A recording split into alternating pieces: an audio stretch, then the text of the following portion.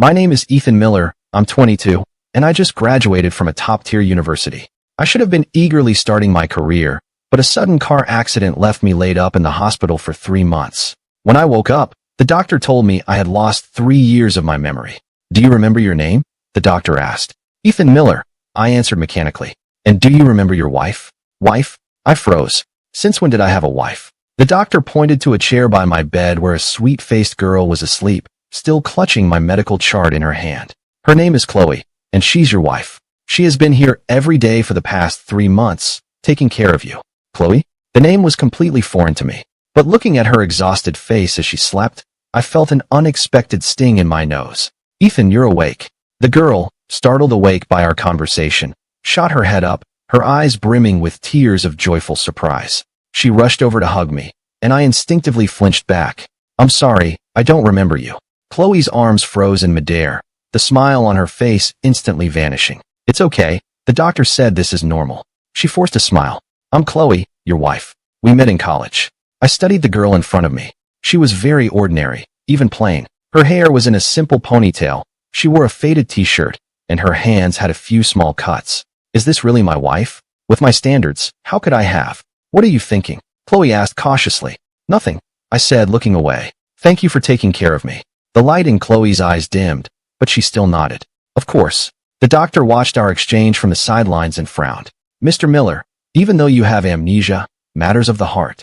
Doctor, I'd like to rest. I cut him off. The doctor shook his head helplessly and left the room. Chloe and I were left alone in the room. The atmosphere was a little awkward. Well, I'll go get you some soup, Chloe said, standing up. You just woke up, so you should eat something light. I nodded. After she left, I started looking through the items on the nightstand. There were several photos of me and Chloe together. In the pictures, I was smiling brightly, while Chloe always had her head lowered shyly. It looked like we were very close. But why didn't I remember any of it?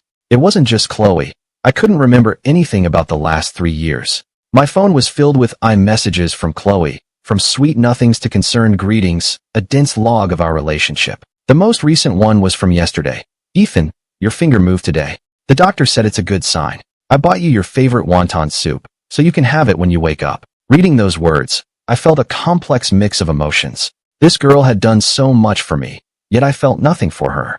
I even felt a strange sense of resistance. I'm back. Chloe came in carrying a bowl of simple broth. The doctor said you can only have liquids for now. She sat carefully on the edge of the bed. Let me feed you. I can do it myself. I reached for the bowl, but found my hand was too weak to even hold it steady. Chloe quickly steadied my hand. Here, let me. She spooned up some of the broth, blew on it gently, and brought it to my lips. Open up. Watching her focused expression, I opened my mouth as if on autopilot. The broth was warm and mild. Is it okay?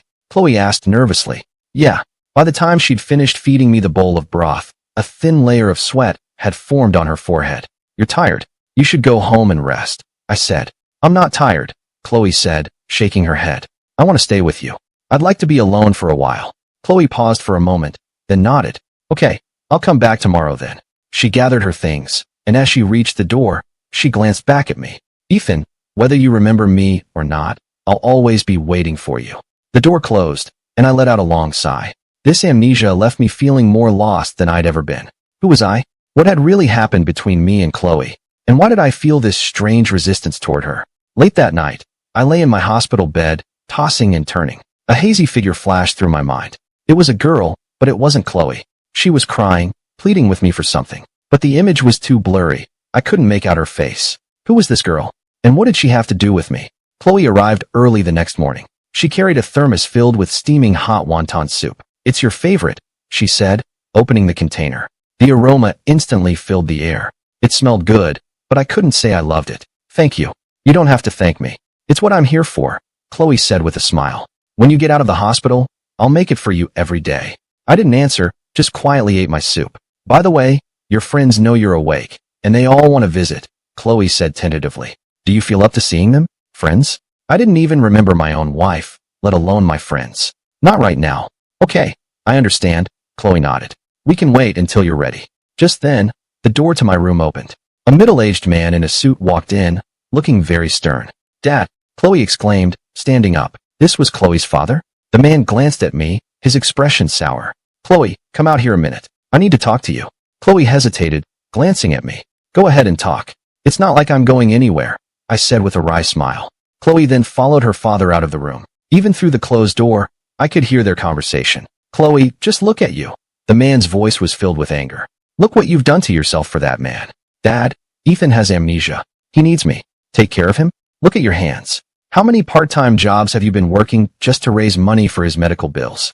I looked down at my hospital gown, and my heart sank. Medical bills? Chloe, listen to me. Leave him. You two were never right for each other.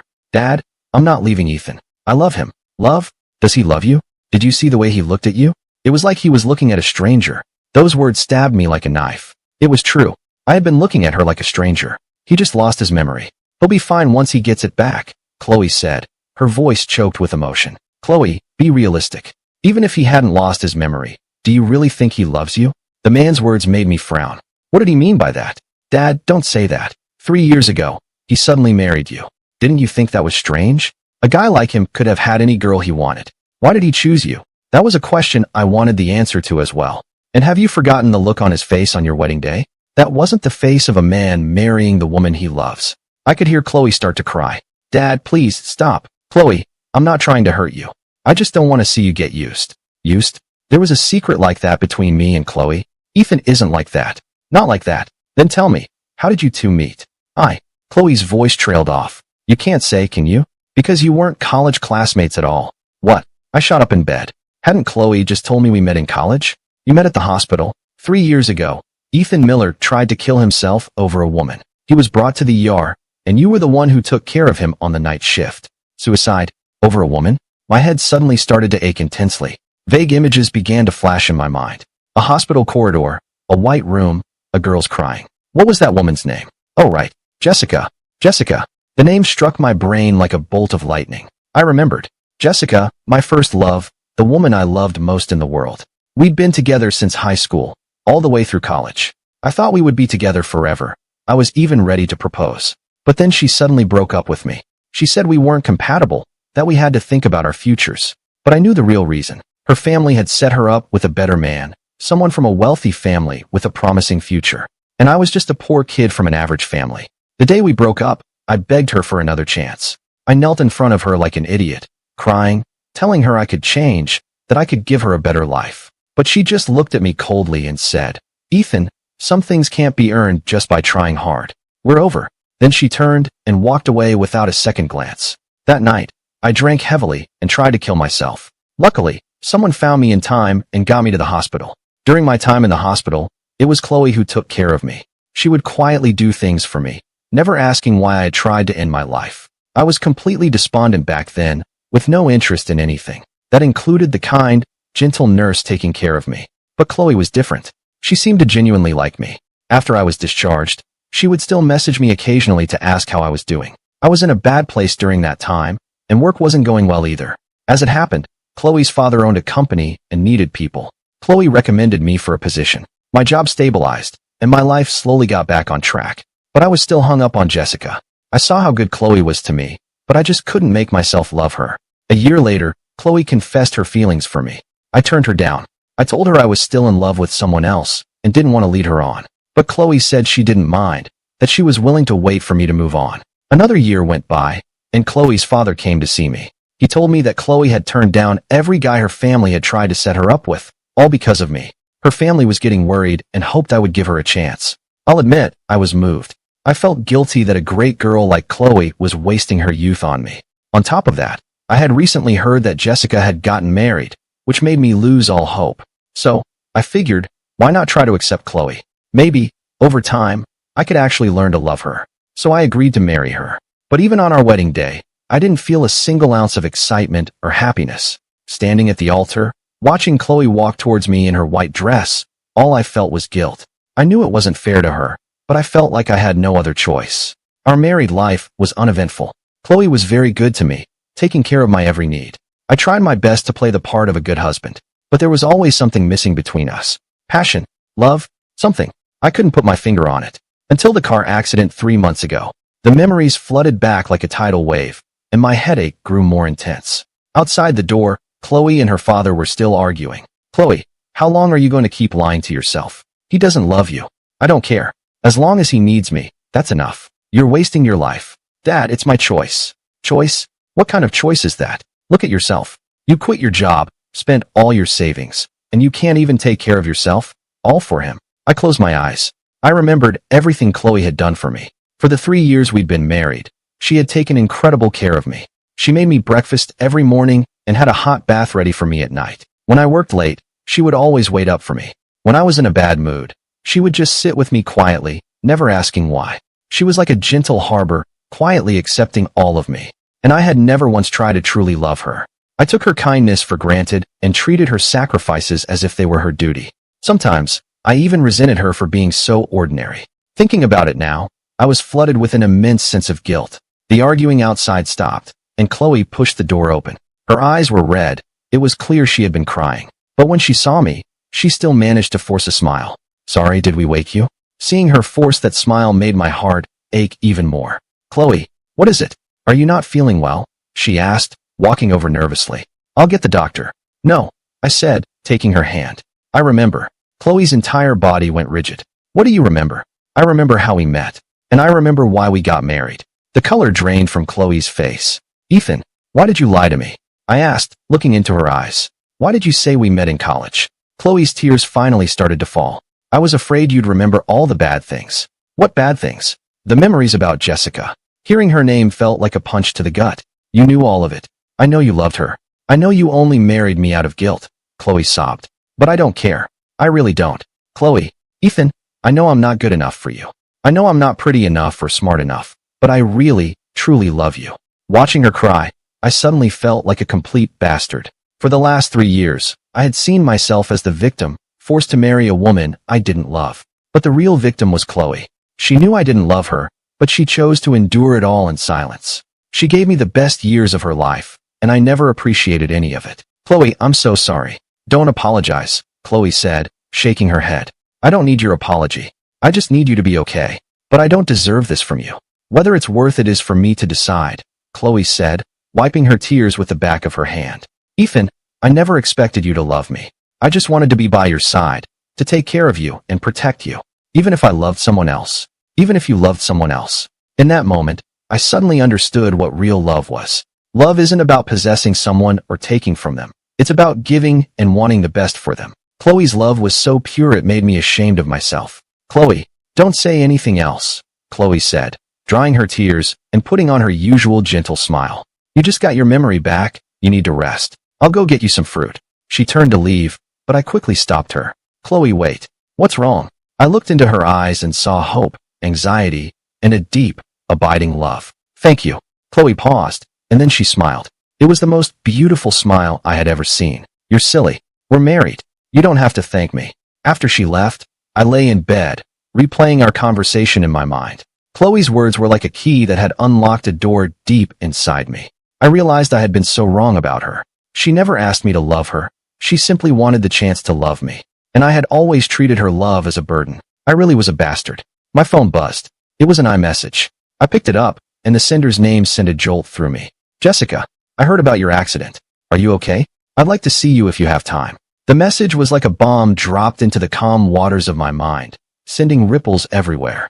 Jessica wanted to see me? Why? Wasn't she already married? My hand trembled slightly. I didn't know if I should reply. Just then, Chloe walked back into the room. She was carrying a bag of fruit, that same gentle smile on her face. I bought some of your favorite apples. Looking at her smile, I quietly deleted the message. Some people and some things are in the past, and that's where they should stay. What I needed to do now was cherish the person right in front of me. Over the next few days, I started to really pay attention to Chloe. She got up at 6 every morning to make my breakfast. When she made oatmeal, she would stand in the kitchen, stirring constantly, afraid it would burn. Sometimes I'd wake up early and hear her bustling around in the kitchen. Those small sounds were surprisingly comforting. She brought different food to the hospital every day. Sometimes it was oatmeal, sometimes soup, sometimes a side dish she'd made herself. I asked her why she never brought the same thing twice, and she smiled. So you won't get bored. But I knew it was because she wanted me to get better faster. She was always quiet when she sat with me in the room. She would read, knit, or take care of some things for work. But the moment I needed anything, she would drop what she was doing to help me. One night, I suddenly spiked a fever. She was so nervous she didn't know what to do, trying to cool me down with a damp cloth while tearfully calling the doctor. Watching her rush around, I felt a wave of emotion I had never felt before. This girl had truly given so much for me. Another time, I happened to see her phone. The screen showed her bank balance, $32.80. I asked her why she had so little money, and she just smiled and said, "It's enough to get by." But I knew she had spent all of her savings paying my medical bills. She had even borrowed money from friends. I couldn't sleep that night. Thinking about everything Chloe had done for me, for the first time, I felt a profound sense of both guilt and gratitude. From that day on, I started to see our relationship differently. Chloe wasn't my burden. She was my wife. A wife who truly loved me and was willing to do anything for me. And what reason did I have not to cherish her? The next day, when Chloe came to take care of me as usual, I reached out and took her hand. "Chloe, sit down. I want to talk to you." Chloe looked a little nervous. "What is it? Are you feeling sick?" "No," I said, looking into her eyes. "I want to apologize." "Are you apologizing again?" "I told you you don't have to." "Let me finish," I said, holding her hand tighter. "I want to apologize for being so cold for the past 3 years, for being selfish, and for not appreciating you." Chloe's eyes immediately reddened. "Chloe, I know I hurt you, and I know I haven't been a good husband, but I want to change. I want to start over. Ethan, I can't promise I'll fall in love with you overnight, but I can promise that starting today, I will try my best to treat you right and to cherish you." Tears streamed down Chloe's face. "Are you sure you want to?" "I do," I said firmly. "I want to start over with you." Chloe nodded through her tears. "I want that too." From that day on, my relationship with Chloe began to change in subtle ways. I started making an effort to talk to her, asking about her day and how she was feeling. I discovered that Chloe was actually a very interesting person. She loved to read, especially mystery novels. She would get so wrapped up in the plot that she couldn't sleep. She loved doing crafts, like knitting and cross-stitching. She said it helped calm her mind. She also had a little dream of opening her own coffee shop one day. "Why a coffee shop?" I asked. "Because coffee shops are always full of warm stories," she said. "I want to help create warm memories for people." Listening to her, I suddenly thought she was a truly wonderful person. She was kind, gentle, and had her own dreams and ambitions. How had I never noticed any of this before?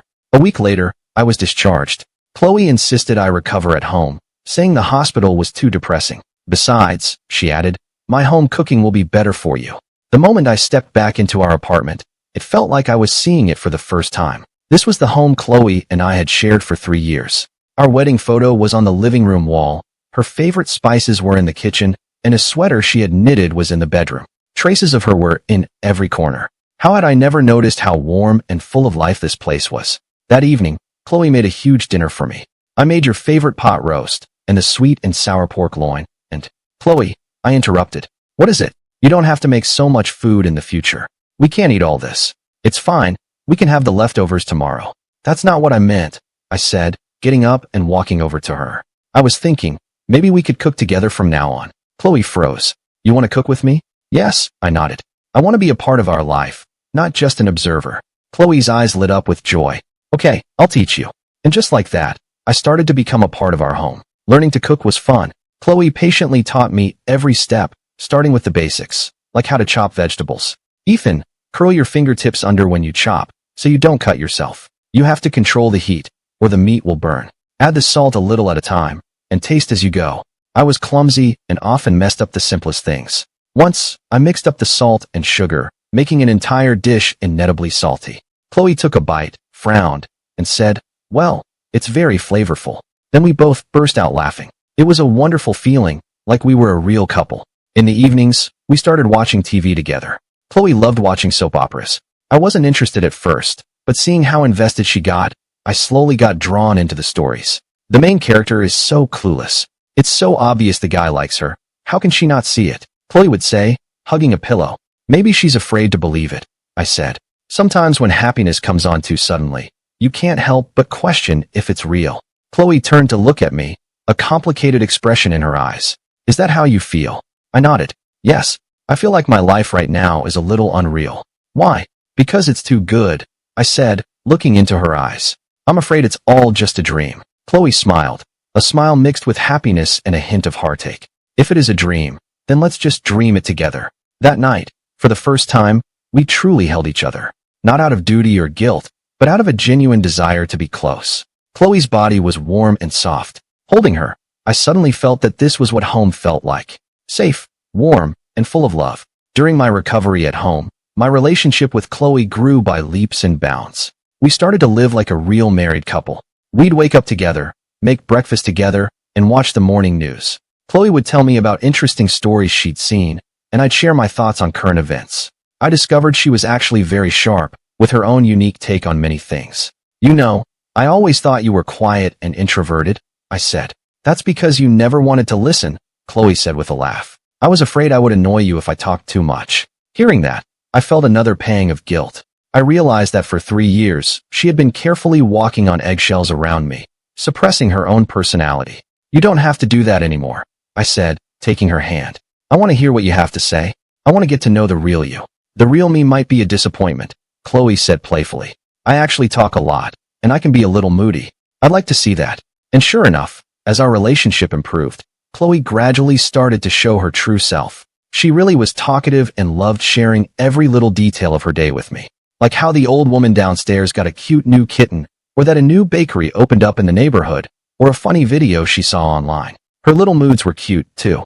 Once I mentioned her soup was a little bland, and she pouted. "Well, you can make it yourself next time." Then she turned and marched into the bedroom. I hurried after her to make up. I'm sorry, I was wrong. Your soup is the best soup in the world." "Humph. So now you admit you were wrong?" she said with her back to me, but I could hear the laughter in her voice. "I was wrong. I beg my wife's forgiveness."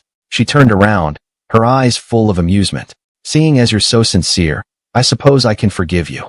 This kind of playful banter made me feel happier and more at ease than I ever had before. I never knew married life could be this much fun. A month later, I went back to work. Chloe wanted to take more time off to look after me, but I told her not to. "I'm fully recovered, and you should get back to your job. Besides, we need the money." It was true. Chloe had used up nearly all her savings to pay for my treatment. Our finances were in a tight spot. "Well, maybe I can find a part-time job for some extra income," Chloe suggested. "No, just focus on your job," I said. "I'll figure out a way to make more money." Back at the office, my colleagues were all concerned about my health. "Hey Miller, I heard you had amnesia.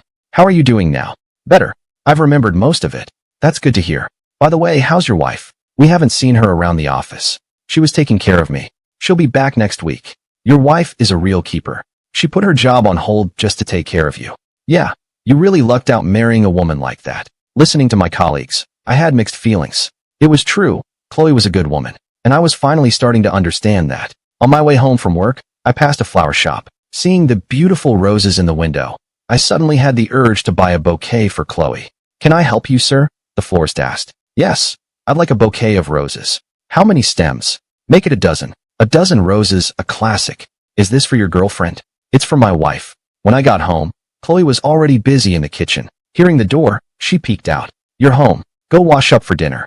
I made your favorite." Her words trailed off when she saw the roses in my hand. "Are those?" "They're for you," I said, feeling a little shy. "It's the first time I've really bought you flowers. I hope you like them." Chloe's eyes immediately welled up. She took the bouquet, holding it carefully in her arms. "I love them. I love them so much." Really, she nodded. "They're the most beautiful flowers I've ever received." I knew they weren't the first flowers I had ever given her. I had bought her flowers before we were married. But back then, it was out of a sense of obligation. This time, it was real. She could feel the difference. During dinner, Chloe put the roses in a vase in the center of the table. "This way, we can look at them while we eat," she said happily. Seeing her happy smile warmed my heart. I realized how simple it was to make someone happy. A bouquet of flowers, a kind word, a hug. These small, insignificant things brought her so much joy. Why had I never been willing to do them before? After dinner, we did the dishes together. Chloe washed and I dried. "Ethan," she said suddenly. "Yeah, thank you for being willing to start over." "I should be thanking you," I said. "Thank you for not giving up on me, and for being so patient and understanding." "Can we stop saying thank you?" Chloe said, turning to face me. "We're a couple. We're family. Family doesn't have to say thank you." I nodded, put down the dish towel, and gently pulled her into a hug. In that moment, I truly felt the warmth of being home. As our life got back on track, I discovered there were many sides to Chloe I'd never seen. For example, she was great with money. Even though we'd spent so much on my medical bills, she had our household budget planned out perfectly. "This is our income for the month, these are our expenses, and this is what we can put into savings." She would show me her little notebook where she seriously analyzed our financial situation. "If we can keep saving this much every month, we can make a down payment on a house in 3 years." Seeing the hopeful look in her eyes warmed my heart. Buying a house. It was her dream, and it should be our shared goal. Okay, let's do it together. She was also a devoted daughter. She visited her parents every weekend, always bringing them some of their favorite foods. My parents are getting older, and they're not as healthy as they used to be. I want to spend more time with them. I had rarely gone with her to her parents' house before, always making up excuses. Thinking back on it, I realized how much that must have hurt her. I'll go with you next time, I said. Really? Chloe looked at me, surprised and pleased. Really? That weekend, we went to her parents' house together. Chloe's parents were understandably conflicted about me. On one hand, they worried their daughter was getting hurt, but on the other, they hoped we could make things work. Ethan, Chloe has always been a good girl. You have to treat her right, her mother said, taking my hand. I will, Mrs. Thompson. I heard about the amnesia. How are you feeling? I've recovered. Thank you for asking. During dinner, Chloe's father suddenly said, Ethan, I know you might hold a grudge against me. Dad, Chloe started to intervene. Let me finish, he said, holding up a hand. 3 years ago, it's true I asked you to marry her for Chloe's sake, but I never meant to force you. I just hoped you would give her a chance. I put down my fork and looked at him seriously. Mr. Thompson, I understand your intentions were good. For the past 3 years, I'm the one who hasn't been good enough, and I'm sorry for making you and your wife worry. I'm relieved to hear you say that, he said, his eyes glistening. Chloe is a good kid. She deserves to be loved properly. I know, and I will. As we were leaving that day, Chloe's mother secretly slipped an envelope of cash into my hand. This is for you too. Save it for a house. I tried to refuse, but Chloe stopped me. It's a gift from my mom. Just take it. Chloe was happy on the drive home. My parents seemed really happy today. They really like you. You think so? Of course. My dad said you seem different now, more alive. Alive? Yeah. Before, you always seemed so down, like you had the weight of the world on your shoulders. But you're different now. You smile, you start conversations, you ask about other people. Her words made me think. It was true. I had changed. The amnesia had forced me to re-examine my life, and to see Chloe for who she really was. It also made me understand what was truly important. It wasn't some hazy memory of a first love or some idea of a perfect romance. It was the girl right in front of me who truly loved me, and the warm home we had built together. That night, I made a decision. I was going to propose to Chloe all over again. Not out of guilt or obligation, but out of love. I wanted to show her that she deserved a real, heartfelt proposal. Over the next few days, I started secretly planning the proposal. I went to a jewelry store to pick out a ring, made a reservation at a restaurant, and called a florist to order a special bouquet. Sir, what kind of bouquet would you like? Roses. The best and freshest you have. How many? 99. 99. For I will love you forever. Very romantic, sir. Yes, I was going to give Chloe the most romantic proposal I could. Even though we were already married, I felt she deserved a perfect proposal. I planned the proposal for our 3rd wedding anniversary. It was a Saturday, and I told Chloe I was taking her somewhere special. Where are we going? She asked curiously. You'll see when we get there. I took her to the restaurant on the top floor of the tallest building in the city. The entire city skyline spread out below us, a glittering panorama that looked like something out of a fairy tale. Wow, it's beautiful, Chloe said, pressing against the floor-to-ceiling window. Ethan, how did you find this place? I found it online, I said with a smile. I wanted to show it to you. We sat at a table by the window and ordered an elegant meal. Chloe seemed a little nervous. She wasn't used to such fancy places. Isn't this place expensive? She whispered. Don't worry about it. Today is a special day. What's the special occasion? It's our 3rd wedding anniversary. Chloe paused, and a flicker of emotion crossed her face. You remembered? Of course, I said, taking her hand.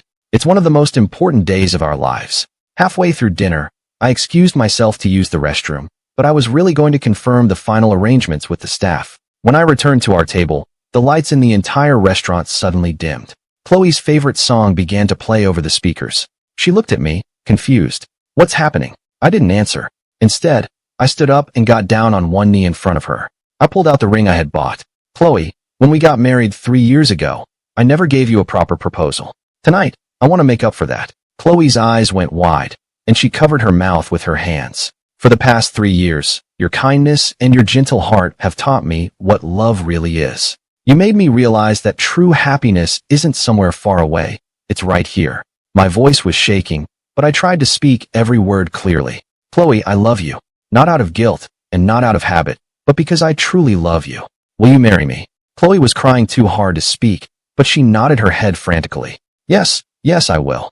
I slipped the ring on her finger, then stood up and pulled her into my arms. The entire restaurant erupted in applause. Congratulations. That was so moving. We wish you all the best. Chloe cried even harder, but I knew they were happy tears. Thank you, Ethan, she whispered in my ear. Thank you for giving me a second chance. No, I should be thanking you for waiting for me. We stayed at the restaurant late into the night. We watched the city lights and talked about our past and our future. Ethan, you know, when you were proposing, I thought I was dreaming, Chloe said, looking at the ring on her finger. Why? Because this is something I've dreamed about a million times. Ever since I was a little girl, I've imagined the man I love kneeling down to propose to me. Well, now your dream has come true.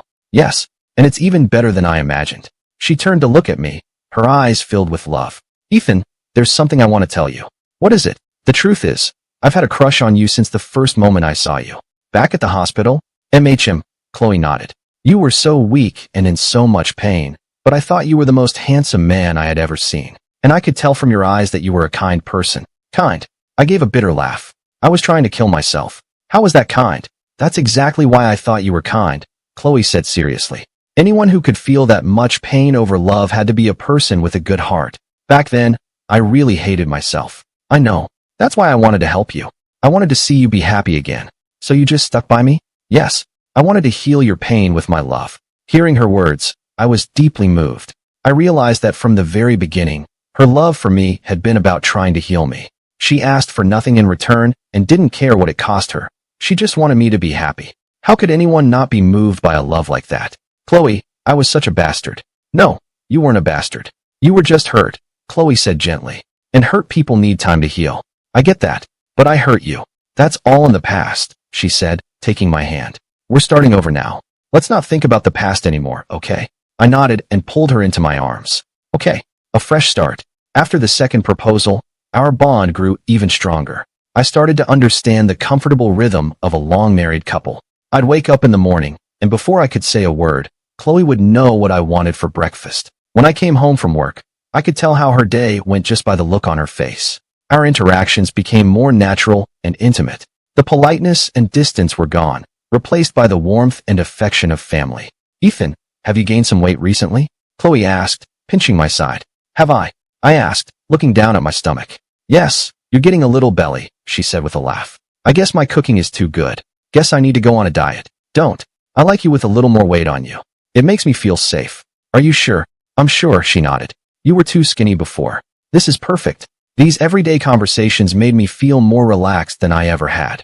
We started planning for the future. Buying a house, having kids. We even talked about where we'd want to retire. I want 2 kids, a boy and a girl, Chloe said, resting her head on my lap. Why 2? So they'll have each other and won't be lonely. Well then, we better get started, I said with a grin. Chloe's face instantly turned red, and she threw a pillow at me. You perv. We also started to build a circle of friends together. Before, my friends thought Chloe was too shy, and her friends thought I was too aloof. Now we went to parties together and had people over, feeling like a real couple. Hey Miller, how come your wife is suddenly so beautiful? A friend joked. It's because she's happy, I said, putting my arm around Chloe. A happy woman is a beautiful woman. Listen to you two. Get a room. It's not showing off, it's just the truth. Chloe laughed uncontrollably in my arms. It was true though. Chloe had become even more beautiful lately. Maybe because she was so happy, she seemed to radiate a joyful light. She started dressing up more, buying nice clothes, and wearing a little makeup. I want to look prettier, to be a better match for you, she said. You're already beautiful, I said seriously. In my eyes, you're the most beautiful woman in the world. Really, really. One night, as we were watching TV, Chloe suddenly asked me a question. Ethan, if you could go back in time, would you still choose to marry me? I paused for a second, then answered firmly, yes. Really, really, I said, looking into her eyes. If I could do it all over again, I would have realized how wonderful you are much sooner, and I would have fallen in love with you sooner. And you wouldn't miss Jessica? Hearing her name, I felt nothing at all. No, I said. She was just a part of my past. You are my entire future. Chloe's eyes shone with tears. I love you, Ethan. I love you too, Chloe. We held each other, feeling the warmth of our embrace. In that moment, I remembered a saying, the best love isn't a passionate fire, but a slow, steady stream. My relationship with Jessica had been a passionate fire, full of romance and excitement. But that kind of love couldn't stand up to the tests of real life. it shattered at the first sign of trouble. But my love with Chloe was a steady stream, quiet but filled with a deep warmth. This kind of love was more stable, more enduring. It wouldn't be shaken by outside temptations or fade with time. It would only grow deeper as the years went by. 6 months later, Chloe was pregnant. When we found out, Chloe cried with happiness. "We're going to be parents," she exclaimed, spinning me around in a hug. I was thrilled. Our little family was about to get a new member. "I want to pick a good name for the baby," Chloe said, rubbing her still flat stomach. "Have you thought of any? If it's a girl, let's name her Summer, so she'll be warm like the sun. If it's a boy, let's name him Ian, so he'll have a peaceful life." "Those are both great names," I said, kissing her forehead. "Our baby is going to be so happy, because they'll have the best mom and dad." During her pregnancy, Chloe became even more endearing. She would get the strangest cravings, like suddenly needing pickles in the middle of the night, or wanting ice cream for breakfast. I would always go out and get it for her without a second thought. "Ethan, do you think I'm being a pain?" she asked, holding her carton of ice cream. "Not at all. It's a pregnant lady's prerogative," I said. "Besides, you look cute when you eat." She would also cry over the smallest things. She'd cry at a sad movie, cry if she saw a stray dog, and even cry if I came home late from work. "Am I going crazy?" she'd ask through her tears. "You're not crazy, it's just the hormones," I'd say, holding her. "And I think you're more real now." "Real?" "Yes. You don't have to hold back your feelings anymore. If you want to cry, you cry. If you want to laugh, you laugh. It's good." When Chloe was 4 months pregnant, we went for the ultrasound. The doctor told us it was a healthy baby boy. "It's Ian," Chloe said excitedly. "Yes, our little Ian." Looking at that tiny shape on the screen, I felt the joy of becoming a father for the very first time. This little life was the product of our love, the future of our family. "Ian, your mom and I can't wait to meet you," I said to Chloe's belly. "He moved," Chloe said, surprised. "Look, he's kicking me." I placed my hand on her belly and felt Ian's little kicks. It was a magical feeling, like he was saying hello. "Ian, you be a good boy in there. Don't kick your mommy, you'll hurt her." And miraculously, he actually settled down. "See? He listened," Chloe said with a smile. "He's going to be such a good boy." In the later stages of her pregnancy, it became hard for Chloe to get around, so I took over all the housework. Shopping, cooking, laundry, cleaning. It was exhausting, but I was happy to do it. "Ethan, you're working so hard," Chloe said from the couch. "Not at all. You're the one doing the hard work," I said, sitting beside her. "You have to put up with all the pain and discomfort of being pregnant. But I'm so happy," she said, rubbing her belly. "Feeling this little life growing inside me is the most magical feeling." "I'm happy too," I said, taking her hand. "With you and with Ian, I have everything in the world I could ever want." A month before her due date, we started getting ready for Ian's arrival. The crib, tiny clothes, bottles, diapers. We got everything ready. "Who do you think Ian will look like?" Chloe asked. "I hope he looks like you." "Then he'll be cute," I said. "I hope he looks like you." "Then he'll be handsome." "Then let's hope he gets a little of both, so he's handsome and cute." We often talked like this, imagining Ian's future. What kind of kid would he be? Energetic or calm? Smart or mischievous? No matter what, we would love him with all our hearts. The night she went into labor, Chloe suddenly started having contractions. "Ethan, I think it's time," she said, gripping my hand tightly. I grabbed the hospital bag and rushed her to the car. "Don't worry, just breathe. We have plenty of time." I said that, but my own heart was pounding. At the hospital, the doctor examined her and said it would be a while. "She's only dilated to 2 centimeters. It's going to be a few more hours." Chloe was sweating and in terrible pain, and I just stood beside her, holding her hand as tightly as I could. "Ethan, I'm a little scared," she said weakly. "Don't be scared. I'm right here with you," I said, kissing her forehead. "You'll get to meet Ian soon."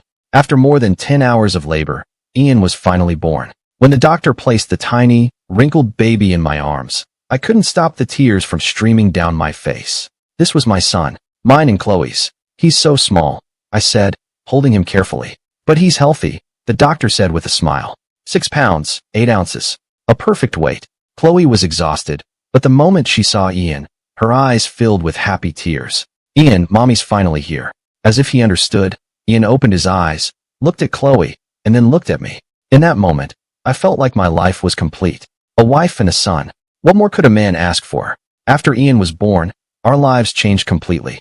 We were up in the middle of the night making formula, changing diapers, and rocking him to sleep. During the day, there was baby laundry to wash, bottles to sterilize, and food to prepare. It was exhausting, but we loved every minute of it. "Ethan, look," Ian's smiling. Chloe would call out excitedly. I'd run over, and Ian would be grinning at us. He recognizes us. Of course he does. We're his parents. At 3 months, Ian could roll over. At 6 months, he could sit up. At 9 months, he started to crawl. Every milestone was a cause for celebration. Ian is so smart, crawling already, Chloe would say proudly. Well, he gets it from his smart mother. For Ian's first birthday, we threw a small party for him. It was just a small family gathering, but it was filled with love. Happy birthday, Ian, we all sang. Ian sat in his high chair, looking curiously at the birthday cake in front of him. Then he reached out a tiny hand and smashed it right into the cake. Haha, the little guy's got a handful of cake. It's okay, let him have his fun. Watching Ian's innocent, happy smile, Chloe and I agreed it was the most beautiful sight in the world. 2 years later, just as we had planned, we bought a house. It wasn't big, but it was ours. Ian, this is our new home, Chloe said, holding a now toddling Ian. Home, Ian repeated in his little voice. That's right, home, I said, ruffling his hair. The night we moved in, the three of us sat together in the new living room. Ian was playing with his toys on the floor, and Chloe was leaning against my shoulder. Ethan, are you happy? She asked. Very, I said. Happier than I ever imagined I could be. Me too, she said with a smile. It feels like a dream. If it's a dream, then I hope we never wake up. Okay, 3 years later, Chloe was pregnant again. This time, it was a girl. We named her Summer. With Summer's arrival, our house became even livelier. Ian was 5 now, and he was a responsible big brother. My sister's crying. I'll go check on her, he'd say seriously. You're such a good big brother, Chloe would praise him. Ian would sing to his little sister, share his toys with her, and read quietly while she napped. He really loves his sister, I said to Chloe. Just like how you love us. It was true. I loved my family, and I loved our warm, happy home. When Summer was 3, I suddenly got an iMessage. It was from a familiar number and a familiar name, Jessica. I heard you're doing well and are very happy. I'm happy for you. I'm moving out of the country, and I wanted to say goodbye before I left. I read the message and felt nothing. The name that had once caused me so much pain meant nothing to me now. I deleted the message without replying. Some people, and some things, truly belong in the past. All I wanted now was to protect the happiness I had right in front of me. That evening, Chloe noticed I seemed distracted. What's wrong? Is something on your mind? I hesitated for a moment, then told her about the message. Do you want to see her? Chloe asked. No, I said firmly. I'm not the same Ethan I was back then. Good, Chloe smiled. I trust you. Why do you trust me so much? Because I can see how much you truly love this family. It was true. I love this family. I loved my wife. I loved my children. And I loved every warm moment we had created together. It was a deep and lasting love that wouldn't be shaken by anything. 10 years later, Ian was a 15-year-old teenager, and Summer was 12. Chloe and I were entering middle age, but our love was as strong as ever. Mom, Dad, how are you guys still so mushy? Ian joked. Because it's true love, I said, putting my arm around Chloe. So gross, Summer said, making a face. You'll understand when you're older, Chloe said with a smile. That night, after the kids were asleep, Chloe and I sat out on the porch, talking. Ethan, do you remember when we first met? I remember. In the hospital. You were wearing your white nurse's uniform, quietly changing my bandages. Even back then, I just knew you were going to be okay. How did you know? Because of your eyes. Even though you were in pain, they were so clear. I knew anyone with eyes that clear had to have a kind heart. Thank you for not giving up on me. How could I ever give up on you? Chloe said, taking my hand. Meeting you was the luckiest day of my life. Me too, I said, kissing the back of her hand. Marrying you was the best decision I ever made. Looking at this woman before me, no longer young but still so beautiful, my heart was filled with gratitude. I was grateful that fate brought us together, grateful for her persistence that kept us together, and grateful for the beautiful family we had built together. Life can be like a dream, but with true love, that dream becomes your reality. And with family, that reality becomes the most beautiful dream of all.